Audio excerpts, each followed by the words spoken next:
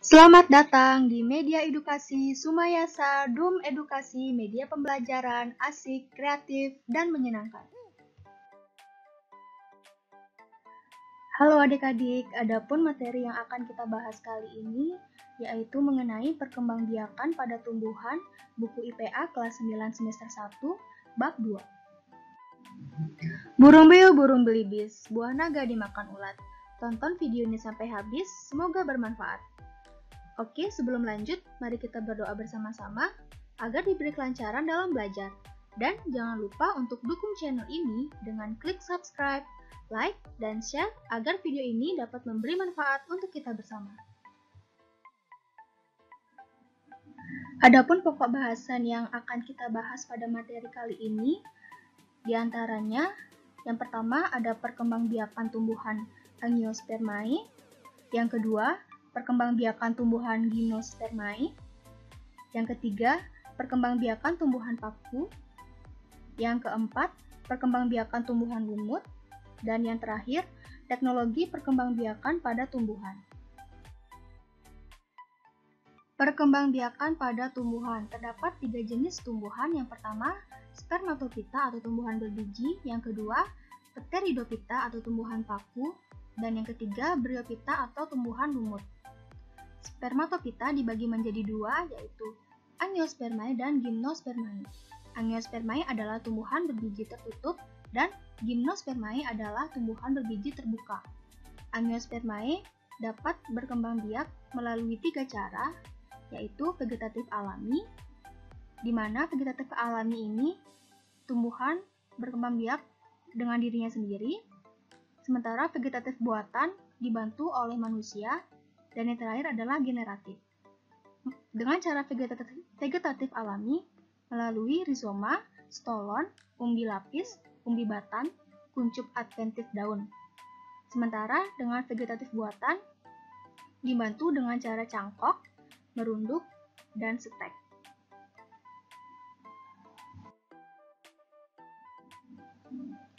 Angiospermae atau tumbuhan biji tertutup adalah tumbuhan yang memiliki ciri bakal biji berada dalam bakal buah atau varium.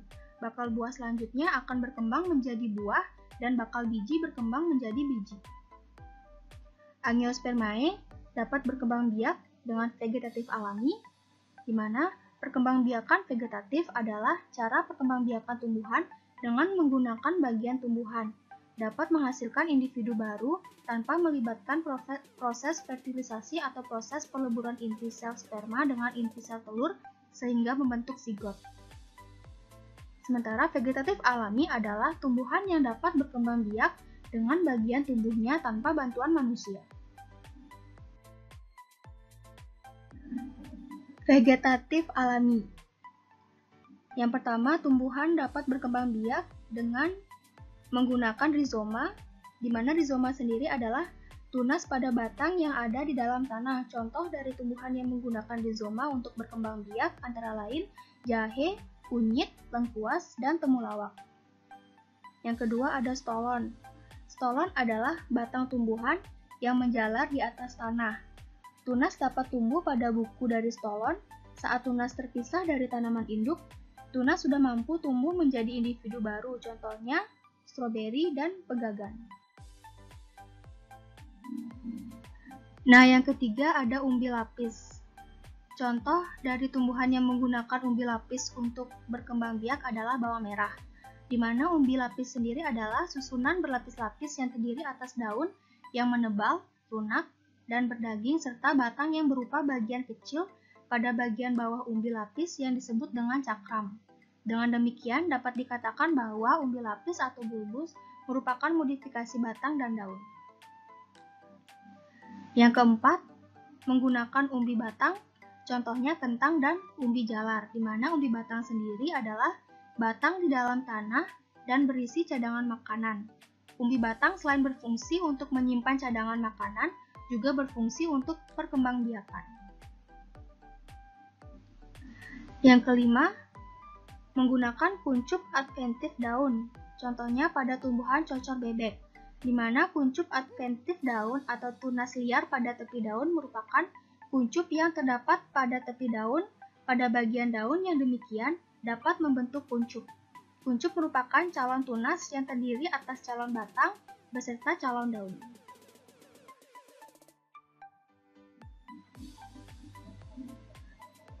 Angiospermae dengan vegetatif buatan. Vegetatif buatan adalah tumbuhan yang dapat berkembang biak dengan bagian tubuhnya dengan bantuan manusia. Contohnya seperti cangkok. Cangkok dapat dilakukan dengan mengelupas kulit suatu batang tanaman berkayu, kemudian dibalut dengan tanah dan dibungkus dengan sabut kelapa atau plastik, sehingga tumbuh akar. Tanaman yang dihasilkan dari cangkok memiliki sifat seperti induk dan cepat berbuah.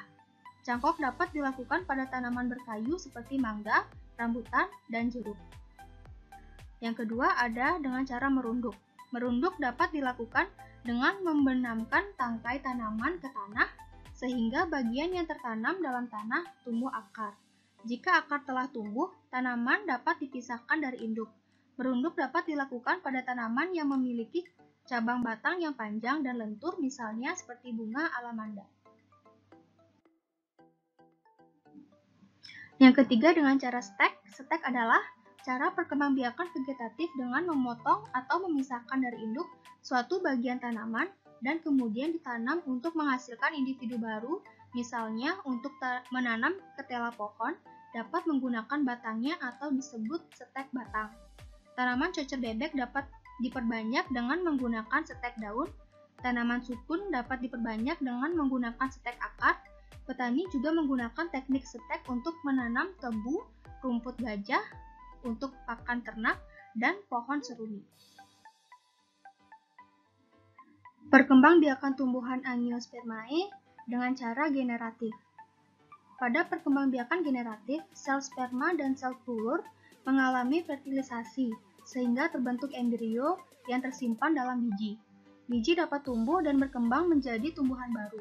Sifat dari keturunan atau tumbuhan baru dapat diperoleh dari gabungan sifat kedua induk. Adapun proses perkembangbiakan dengan cara generatif, yang pertama diawali dengan penyerbukan, yang kedua pembuahan atau fertilisasi, yang ketiga penyebaran biji, dan yang keempat perkecambahan. Proses pertama pada perkembangbiakan generatif adalah penyerbukan atau polinasi. Penyerbukan atau polinasi adalah proses menempelnya serbuk sari ke kepala putik. Pada proses ini, lebah membantu bunga dalam peristiwa penyerbukan. Serbuk sari melekat pada kaki lebah. Saat lebah berpindah, serbuk sari yang melekat pada kaki lebah dapat melekat pada kepala putik. Macam-macam penyerbukan berdasarkan jenis perantaranya.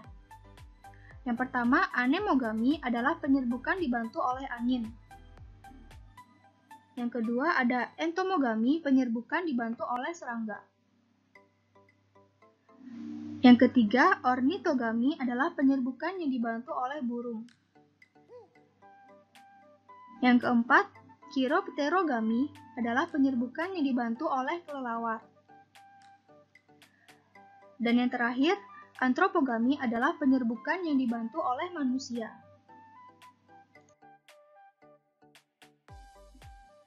Berdasarkan asal serbuk sarinya, penyerbukan dapat dibedakan menjadi beberapa macam. Yang pertama, penyerbukan sendiri atau autogami, yaitu jika serbuk sari yang menempel pada putik berasal dari bunga itu sendiri. Yang kedua, penyerbukan tetangga atau geitonogami, yaitu jika serbuk sari yang menempel pada putik berasal dari bunga lain pada tumbuhan itu juga. Yang ketiga, penyerbukan silang atau alogami atau xenogami, yaitu jika serbuk sari yang menempel pada kepala putik berasal dari bunga tumbuhan lain dan tumbuhan asal polen masih tergolong jenis yang sama. Dan yang keempat, penyerbukan bastar atau hibridogami, yaitu jika serbuk sari yang menempel pada kepala putik berasal dari bunga pada tumbuhan lain yang berbeda jenis atau setidaknya memiliki satu sifat yang beda. Proses kedua setelah penyerbukan adalah pembuahan atau fertilisasi. Pembuahan adalah peristiwa peleburan sperma dengan sel telur atau ovum. Adapun langkah-langkah pembuahan, yang pertama, setelah serbuk sari melekat pada kepala putik atau stigma yang sesuai atau berasal dari tumbuhan yang sejenis, serbuk sari akan menyerap air dan berkecambah membentuk bulu serbuk sari. Selanjutnya, bulu serbuk sari tumbuh dan bergerak menuju bakal buah melalui tangkai putik. Selanjutnya, inti sel generatif di dalam bulu serbuk sari akan membelah menjadi dua, berkembang menjadi dua inti sel sperma. Satu inti sel sperma membuahi inti sel telur atau ovum, membentuk sigot atau calon individu baru, dan satu inti sel sperma yang lain membuahi inti kandung lembaga sekunder, membentuk endosperma atau cadangan makanan. Selanjutnya, satu inti vegetatif di dalam serbuk sari berperan menjadi penuntun gerak tumbuh bulu serbuk sari ke bakal biji.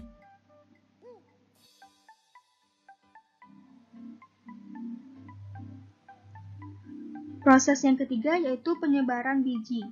Penyebaran biji adalah tumbuhan yang tempat tumbuh induknya berjauhan dengan tempat tumbuh anaknya. Setelah terjadi pembuahan, bakal biji akan berkembang menjadi biji. Adapun tujuan dari penyebaran biji adalah untuk meningkatkan peluang biji untuk tumbuh dan berkembang dengan baik menjadi individu baru.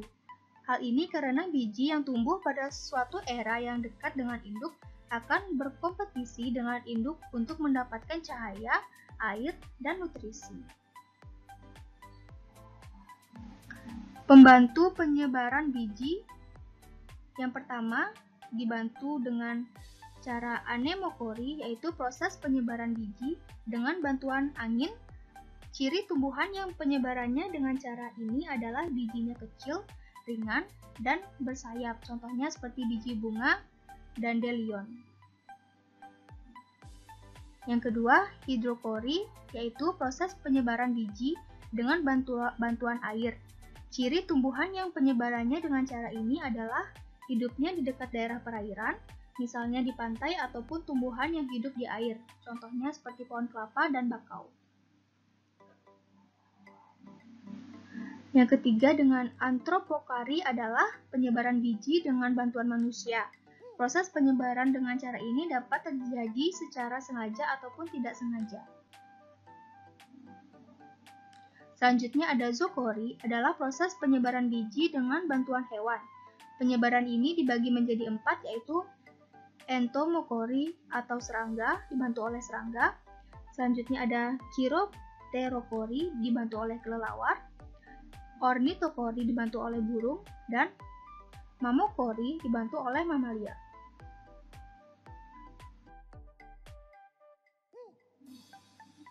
Proses yang terakhir dari perkembangbiakan generatif adalah perkecambahan. Perkecambahan adalah berakhirnya masa dormansi biji, adalah ketika biji mulai tumbuh menjadi tumbuhan baru. Di mana dormansi sendiri adalah peristiwa pada saat biji mengalami masa istirahat. Masa dormansi biji dapat diakhiri dengan memberi perlakuan yang berbeda-beda.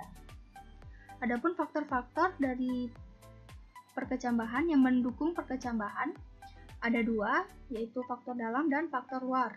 Faktor dalam dipengaruhi oleh tingkat kemasakan benih, ukuran benih, dan dormansi. Sementara faktor luar dipengaruhi oleh air, temperatur, oksigen, dan cahaya.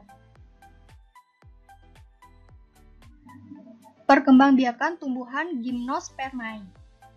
Gimnospermae atau tumbuhan biji terbuka adalah tumbuhan yang memiliki ciri bakal biji tidak dilindungi oleh buah. Contohnya seperti hutan pinus, pakis haji, dan biji tanaman melinju. Tumbuhan gimnospermae tidak memiliki bunga seperti halnya tumbuhan angiospermae. Namun, tumbuhan gimnospermae memiliki alat perkembangbiakan generatif yang disebut strobilus atau runjung. Strobilus jantan terdapat mikrosporangia atau ruang-ruang spora. Di dalam sporangia, sel-sel akan mengalami pembelahan meiosis dan menghasilkan mikrospora atau spora jantan. Mikrospora akan berkembang membentuk serbuk sari. Strobilus betina tersusun dari banyak megasporofil atau daun penghasil megaspora. Tiap megasporofil mengandung 2 bakal biji. Tiap bakal biji mengandung megasporangium atau kotak spora. Sel dalam megasporangium akan mengalami pembelahan meiosis dan menghasilkan megaspora atau spora betina. Inti megaspora akan mengalami mitosis membentuk sel telur. Penyerbukan pada gimnospermae terjadi jika serbuk sari menempel pada lubang bakal biji. Serbuk sari akan tertangkap oleh cairan yang terdapat di lubang bakal biji. Jika cairan menguap, maka serbuk sari akan dapat masuk ke bakal biji dan terjadilah pembuahan. Tumbuhan gimnospermae dapat berkembang biak secara vegetatif, misalnya tumbuhan pakis haji dan pinus. Tumbuhan pinus dapat berkembang biak dengan menggunakan tunas akar. Tumbuhan pakis haji dapat berkembang biak dengan menggunakan tunas yang disebut bulbil. Perkembangbiakan tumbuhan paku. Tumbuhan pakis atau tumbuhan paku tidak berkembang biak dengan menggunakan bunga, tetapi menggunakan spora. Namun demikian, tumbuhan paku juga tetap dapat menghasilkan sel kelamin dalam perkembangbiakannya. Dengan demikian, tumbuhan paku dapat mengalami perkembangbiakan secara vegetatif maupun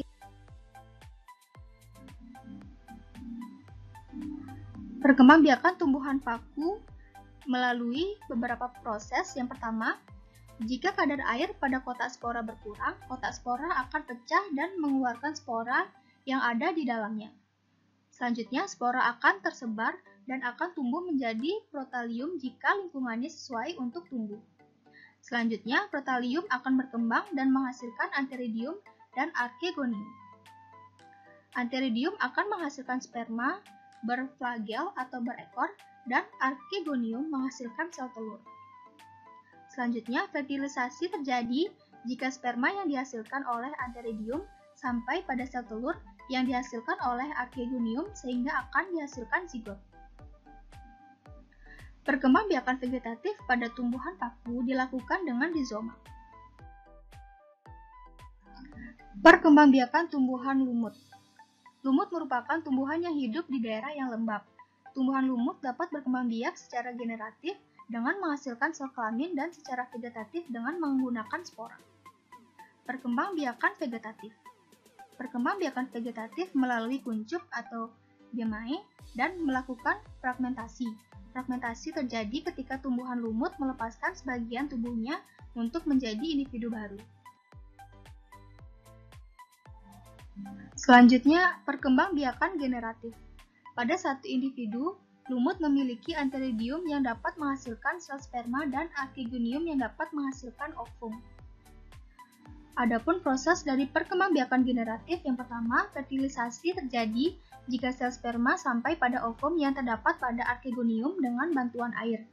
Selanjutnya, zigot akan tumbuh dan menjadi tumbuhan lumut yang dapat menghasilkan spora. Apabila spora yang dihasilkan jatuh pada tempat yang sesuai untuk tumbuh dan berkembang, maka akan tumbuh menjadi protonema. Selanjutnya, protonema tumbuh menjadi tumbuhan lumut yang dapat menghasilkan sel kelamin. Teknologi perkembangbiakan pada tumbuhan. Yang pertama ada hidroponik. Hidroponik adalah cara penanaman tumbuhan dengan menggunakan larutan nutrisi dan mineral dalam air dan tanpa menggunakan tanah. Contoh tumbuhan yang dapat menggunakan hidroponik yaitu paprika, tomat, timun, terong, dan selada dapat ditanam secara langsung dalam wadah yang berisi nutrisi atau dengan ditambah medium yang tak larut dalam air, misalnya kerikil, arang, sekam, spons, serbuk kayu. Ilmuwan menemukan bahwa tumbuhan menyerap nutrisi yang penting dalam bentuk ion-ion yang terlarut dalam air. Yang kedua dengan cara vertikultur. Vertikultur adalah metode budidaya tanaman dengan cara membuat instalasi secara bertingkat atau vertikal dengan tujuan untuk meningkatkan jumlah tanaman.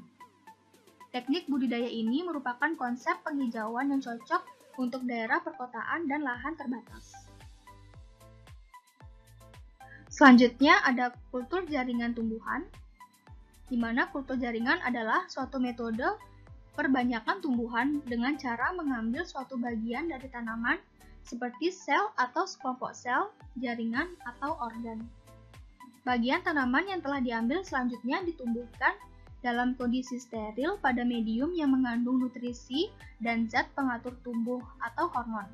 Bagian tanaman akan dapat memperbanyak diri dan berkembang menjadi tanaman yang memiliki organ lengkap yaitu akar, batang, dan daun.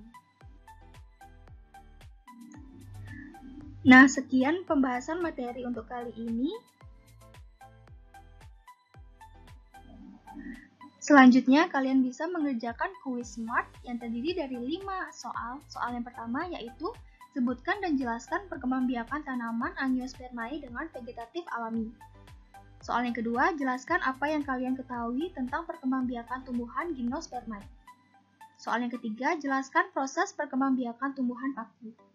Soal yang keempat, jelaskan proses perkembangbiakan tumbuhan lumut secara generatif.